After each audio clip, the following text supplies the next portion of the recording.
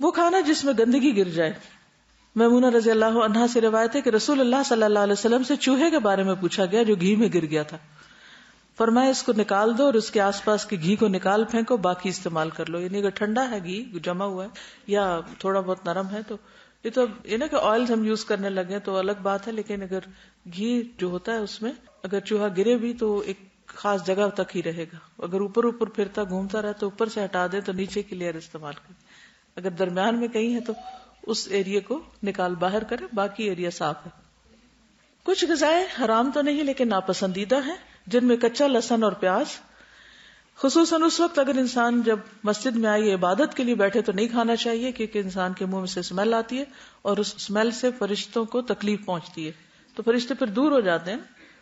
جابر بن عبداللہ سے روایت ہے کہ نبی صلی اللہ علیہ وسلم نے فرمایا جو لہسن یا پیاز کھائے تو وہ ہم سے دور رہے. یہ کہا کہ اسے ہماری مسجد سے دور رہنا چاہیے یا اسے اپنے گھر میں ہی بیٹھنا چاہیے، یعنی وہ کھانے پینے میں مشغول رہے، مسجد نہ آئے.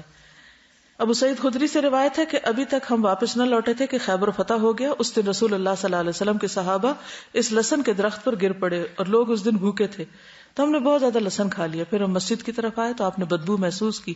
آپ نے فرمایا جس نے اس خبیث درخت سے کچھ کھایا وہ ہماری مسجد کے قریب نہ آئے. تو لوگ کہنے لگے کہ لہسن حرام ہو گیا، لہسن حرام ہو گیا، یعنی آپ نے منع کیا تھا.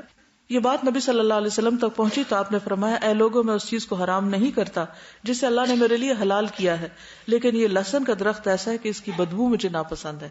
یعنی مکروہ کہہ سکتے ہیں، ناپسندیدہ کہہ سکتے ہیں، لیکن حرام نہیں. پھر بدبو والی جو اور کچی سبزیاں ہوتی ہیں ان سے بھی پرہیز کرنا چاہیے. جابر سے روایت ہے کہ رسول اللہ صلی اللہ علیہ وسلم نے پیاز اور بدبو والی کچی سبزیاں کھانے سے منع کیا ہے. یعنی صرف لہسن ہی کی بات نہیں، کوئی بھی سبزی ایسی ہے جس کو کھانے سے منہ سے اسمیل آتی ہے تو اس سے منع کیا. ہمیں ان کے کھانے کی ضرورت پیش آئی تو ہم نے کھا لیا. آپ نے فرمایا جو اس بدبودار درخت میں سے کھا لے وہ ہماری مسجد کے قریب نہ آئے، کیونکہ فرشتوں کو ان چیزوں سے تکلیف ہوتی ہے جس سے انسانوں کو تکلیف ہوتی ہے. بعض لوگوں کو بیماری کی وجہ سے بعض اوقات لہسن کھانا پڑتا ہے یا کچا کھانے کو کہا جاتا ہے، تو اس کے بعد اگر سوکھا دھنیا کھا لیا جائے تو بھی منہ کی اسمیل ٹھیک ہو جاتی ہے، یا پھر اگر نمازوں کے اوقات قریب ہیں تو اس میں نہ کھایا جائے. جابر بن عبداللہ سے روایت ہے کہ نبی صلی اللہ علیہ وسلم کی خدمت میں ایک ہانڈی لائی گئی جس میں ہر قسم کی ہری ترکاریاں تھیں، یعنی سبز. آپ نے اس میں بو محسوس کی اور اس کے بارے میں دریافت کیا. اس سالن میں جتنی ترکاریاں ڈالی گئی تھی وہ آپ کو بتا دی گئیں. وہاں ایک صحابی موجود تھے. آپ نے فرمایا اس کی طرف یہ سالن بڑھا دو. جب آپ نے دیکھا کہ وہ بھی اس کو کھانا پسند نہیں کر رہے تو آپ نے فرمایا کھا لو، کیونکہ میں نے اس سے سرگوشی کرنی ہوتی جس سے تم نے سرگوشی نہیں کرنی ہوتی.